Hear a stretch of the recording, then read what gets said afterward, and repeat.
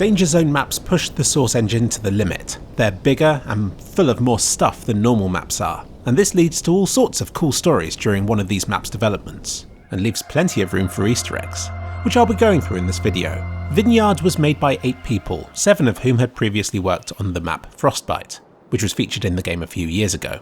So this wasn't the first time they had worked on a map for Danger Zone.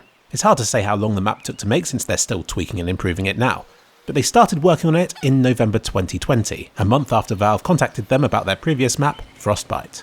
But they wanted this one to be better.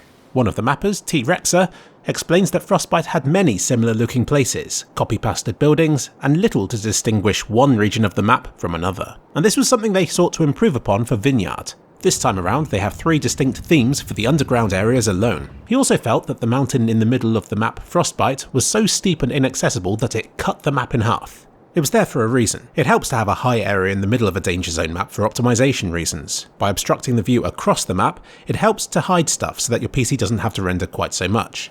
So for Vineyard, they chose to have a castle in the middle. It still obstructs your view to the other side, but it lends itself better to gameplay than a cliff does. The last thing they intended to improve for this map was its accessibility for players without the exo jump suit, and they managed to dot about a lot of clever sneaky routes over walls and rooftops for people to make good use of. Interestingly, T-Rexer went on to say that Valve did a great job with the movement in the map Blacksite, but then with their Sirocco map they added advanced movement items and so neglected the base navigation for those without the items. With all this in place, the plan for Vineyard was in motion, and keen-eyed Frostbite players may have found this Morse code message, which says, "See you in Italy." There was also this reference in the previous Danger Zone map, County, thanking them for help and wishing this map luck.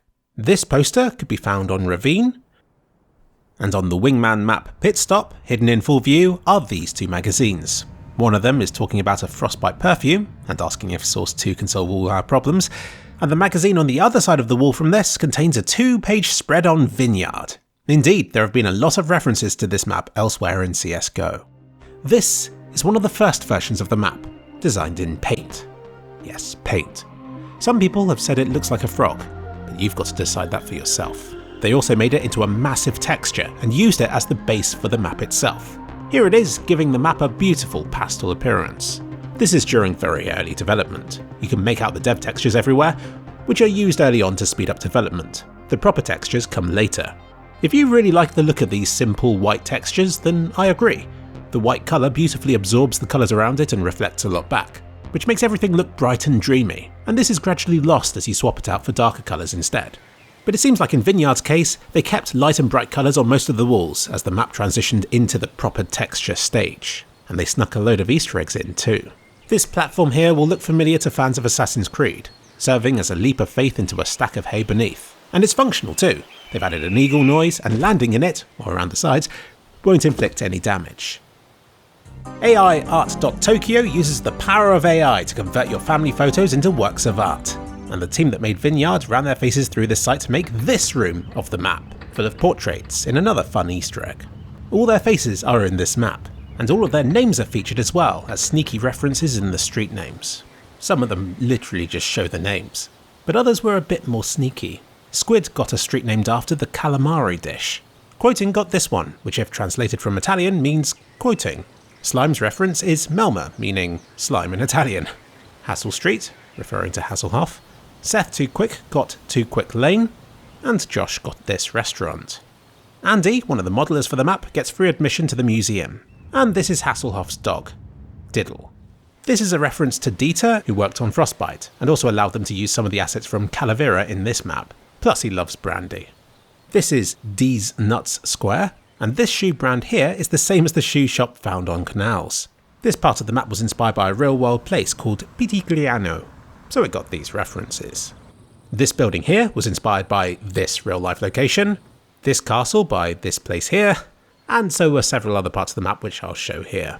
You may also recognise this one, from the best Hitman level ever, and it's also a real place.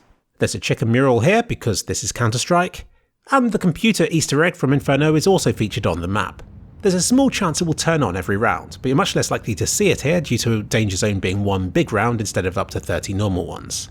The picture that's eventually displayed is of the Acorn Strut Steam Autumn Sale 2021 sticker, It's a running joke between the makers of this map, who send it to each other in Steam messages.